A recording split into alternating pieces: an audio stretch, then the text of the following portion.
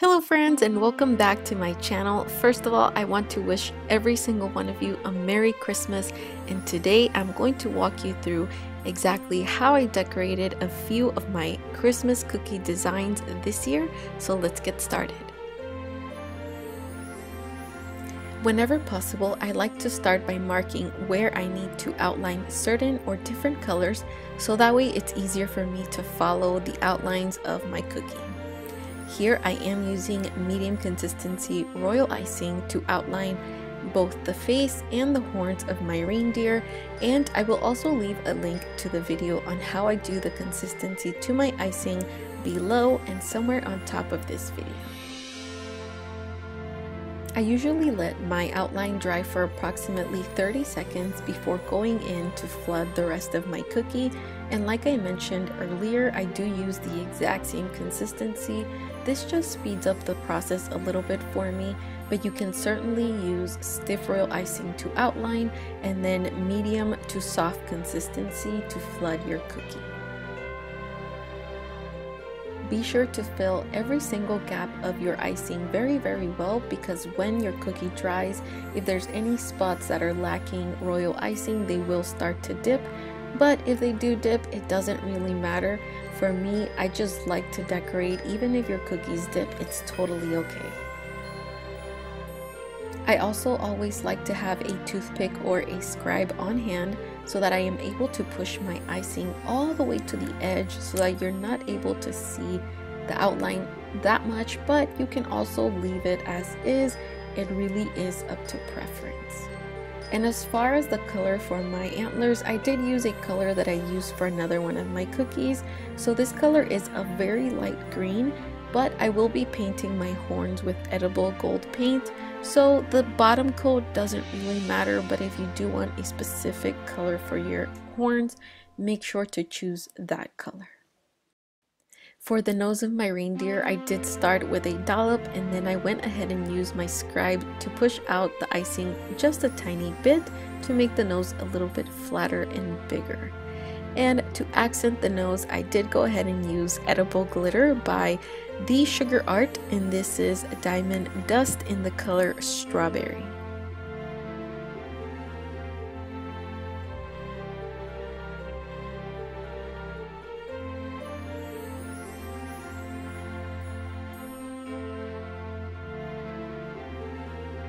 To draw the eyes, I will be using my favorite dual-ended markers by Chef Master. I did go ahead and use this marker in black, but I also experimented with the brown.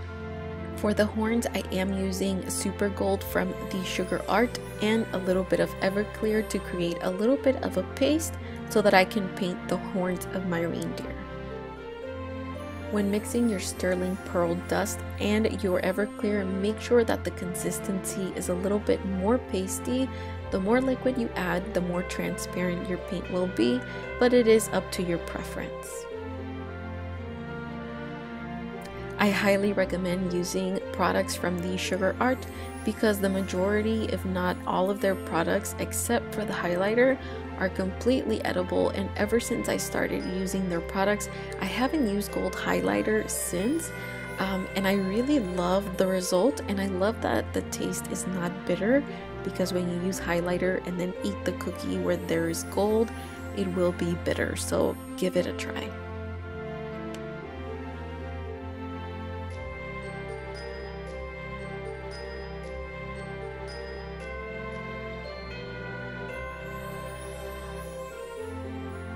The majority of my favorite cookie cutters are from Sweet Sugar Belle, and most of them, if not all of them, include these little templates.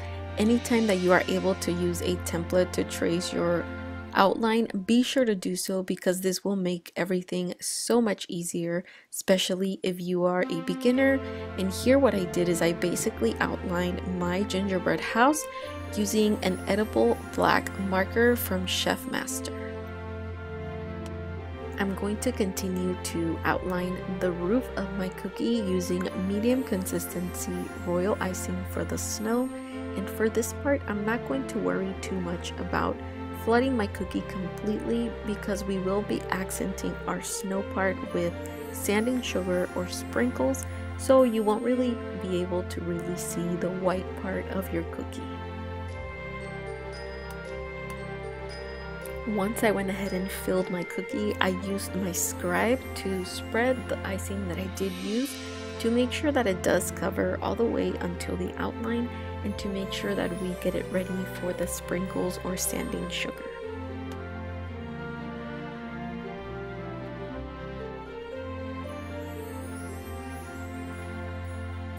So here is option number 1. I am using Wilton white sanding sugar, and I did go ahead and use it for the little chimney at the top. And for the roof part, I am going to use Sprinkle Pop sprinkles in a Christmas mix. And here I'm simply showing you the difference on how both of these things look, so you can definitely mix it up, or you can use either one or the other.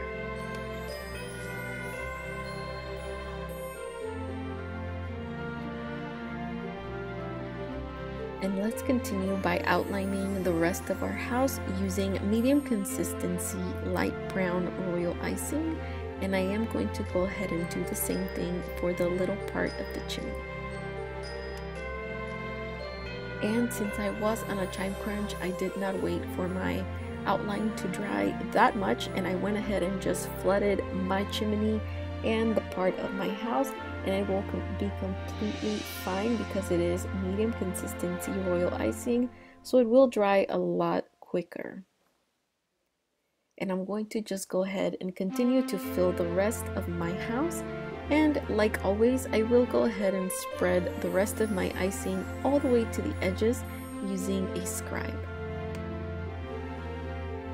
Although I did not wait for my outline to dry when applying the brown, it is very important for you to allow for the brown to dry before adding the pink door, so that you can see the contrast and so that you can see the puffiness of the brown against the puffiness of the pink, and to add a little bit more dimension. And I did add a few candy canes and a pink swirl at the top to decorate my house.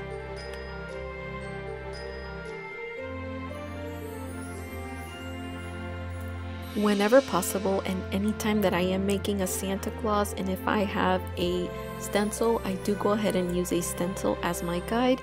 And here I did use a little piece of acetate to guide me to make straighter lines, and I did use a edible food marker in the color brown to make sure that you are able to see where I am outlining for this tutorial.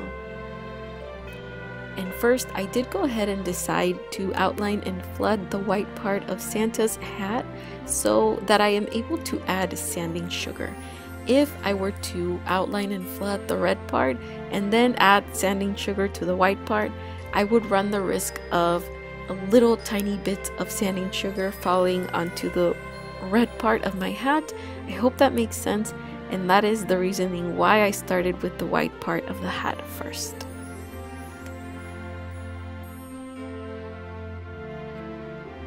To give my hat a little bit of time to dry, I am going to go ahead and start outlining the beard of Santa Claus, and I am using medium consistency royal icing. And this is where your stencil and the guides come in handy, because I know where my beard will go, and then I also know where the face of Santa Claus will be.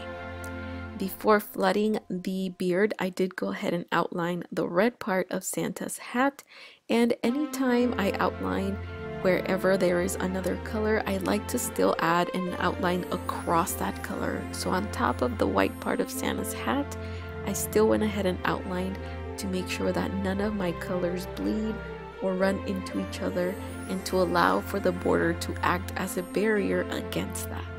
Again, I hope that makes sense. I'm not very good at explaining, but I hope it makes a lot of sense.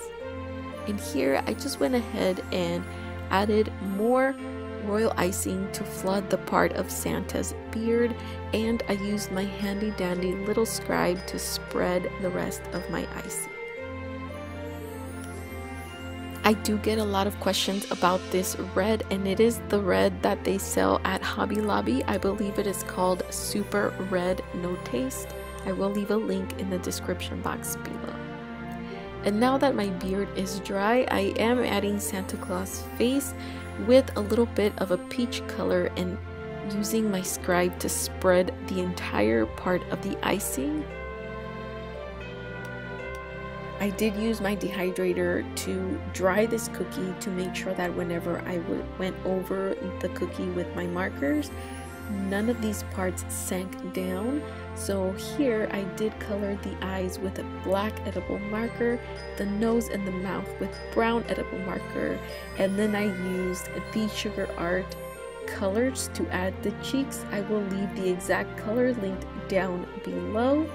And with stiff consistency royal icing, I added some eyebrows and a mustache for Santa.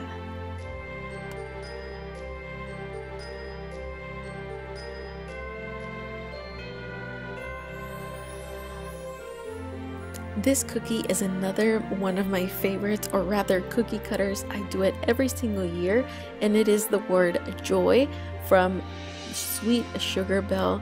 Here I am outlining it in very light pink, and I love this cutter because it does come with a stencil. And after allowing my outline to dry, I am going to go ahead and flood the entire cookie using medium consistency royal icing. And for this cookie, since I am going to stencil the part joy, I did go ahead and dehydrate it for approximately 30 minutes to allow it to dry completely, because we will be adding a little bit of pressure using our stencil holder, our stencil, and then our stiff consistency royal icing to stencil the word joy. And as always, it doesn't matter what consistency you are using of royal icing, always be sure to have either a toothpick or a scribe handy so that you are able to spread your icing to the tiny little crevices. I am using the Sweet Sugar Belle adjustable stencil holder, and I am also using stiff consistency royal icing to stencil the word joy, and then using a tiny spatula to spread the icing. First, I did apply the Sugar Art Gold Diamond Dust, and then I mixed it up with a little bit of strawberry, the Sugar Art Diamond Dust as well.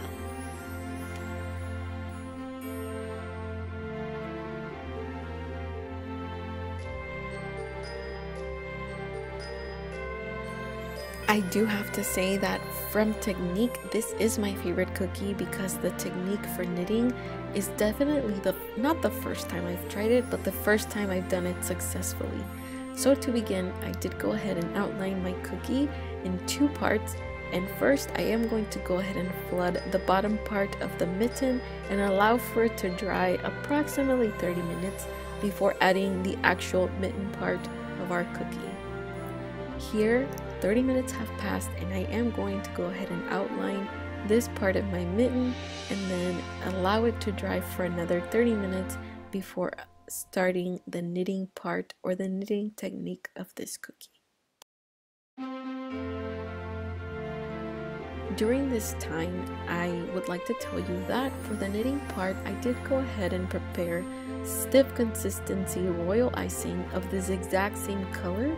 So what I did is I actually took this bag of icing and I added it into a smaller bag, but to stiffen the royal icing, I did use a little bit of powdered sugar, and then I placed it into this piping bag with tip number 1 from Wilton because it's very fine. You can also do it without a tip, but I feel like a tip gives you more precision. And basically what it is, it's tiny hearts, and I did it every other 2 lines. Thank you so much for watching this tutorial. I really hope you enjoy it. I wish every single one of you a very Merry Christmas. Don't forget to leave me a comment below. Don't forget to share this video with your friends. Comment, like, subscribe, and hopefully I'll talk to you soon before 2020. And if not, I'll see you guys in 2020 with more cool, beautiful content. Love you. Thank you so much. Talk to you next time. Bye.